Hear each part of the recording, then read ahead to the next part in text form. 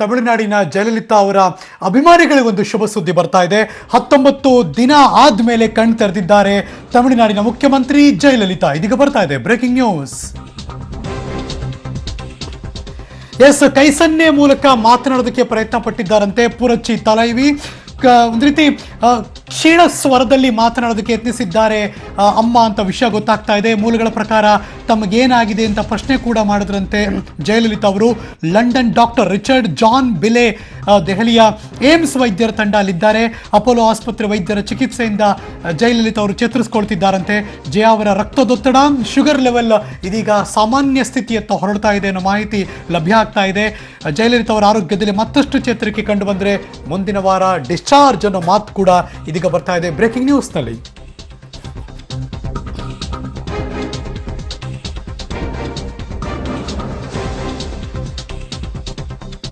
ಇನ್ನೀಗ ಮಗದೊಂದು breaking news. ಇದು ಆಘಾತಕಾರಿ. ಜಯಲಲಿತಾ ವಿರುದ್ಧ ಅವರ ಆಪ್ತರೇ ಷಡ್ಯಂತ್ರ ರೂಪಿಸಿದ್ದಾರೆ ಅಂತ ಜಯಲಲಿತಾ ಈ ಷಡ್ಯಂತ್ರವನ್ನು ತಡೆಯಬೇಕು ಅಂತ ರಾಜ್ಯಪಾಲರಿಗೆ ಪತ್ರವನ್ನು ಬರೆಯಲಾಗಿದೆ.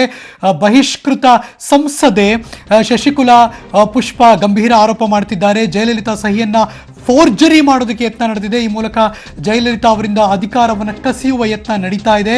ಬೇರೊಬ್ಬರನ್ನ ಅಣ್ಣಾ ಡಿಎಂಕೆ ಪ್ರಧಾನ ಕಾರ್ಯದರ್ಶಿ ಮಾಡೋದಕ್ಕೆ ಯತ್ನ ನಡೀತಾ ಇದೆ. ಪರೋಕ್ಷವಾಗಿ ಜಯಲಲಿತಾ ಅವರ ಆಪ್ತೆ ಶಶಿಕಲಾ ವಿರುದ್ಧ ಶಶಿಕಲಾ ಪುಷ್ಪ ಅವರು ಅಣ್ಣಾ ಡಿಎಂಕೆ ಬಹಿಷ್ಕೃತ ಸಂಸದೆ ಅವರೀಗ ಆರೋಪ ಮಾಡ್ತಿದ್ದಾರೆ. ಇದೀಗ ಬರ್ತಾ ಇದೆ ಬ್ರೇಕಿಂಗ್ ನ್ಯೂಸ್.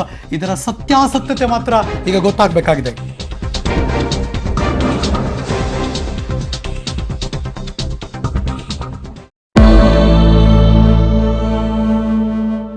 ಕಾವೇರಿ ವಿವಾದದಲ್ಲಿ ನಿಟ್ಟುಸಿರು ಬಿಟ್ಟು ಕುಳಿತಿರುವಂತಹ ಕರ್ನಾಟಕ ಈಗ ಉತ್ತರ ಕರ್ನಾಟಕದ ಮಗದೊಂದು ಭಾಗದಲ್ಲೂ ಸಣ್ಣ ಅಂತಹ ಆಸೆ ಬಂದಿದೆ. ಮಹದಾಯಿ ನದಿ ವಿವಾದ ಇತ್ಯರ್ಥ ಆಗಲುವ ಪ್ರಾರಂಭಕ್ಕೆ ಆಗತ್ತೆ ಅಂತ ನಾನು ಹೇಳಲ್ಲ, ವೇದಿಕೆಯೊಂದು ಸಜ್ಜಾಗಿದೆ. ಮಾತುಕತೆ ಬಹುಮುಖ್ಯ. ಜಮ್ಮು ಕಾಶ್ಮೀರದಲ್ಲಿ ಮತ್ತೊಮ್ಮೆ ಉಗ್ರರನ್ನ ಸದೆಬಡಿಯುವಲ್ಲಿ ಭಾರತೀಯ ಯೋಧರು ಯಶಸ್ವಿಯಾಗಿದ್ದಾರೆ.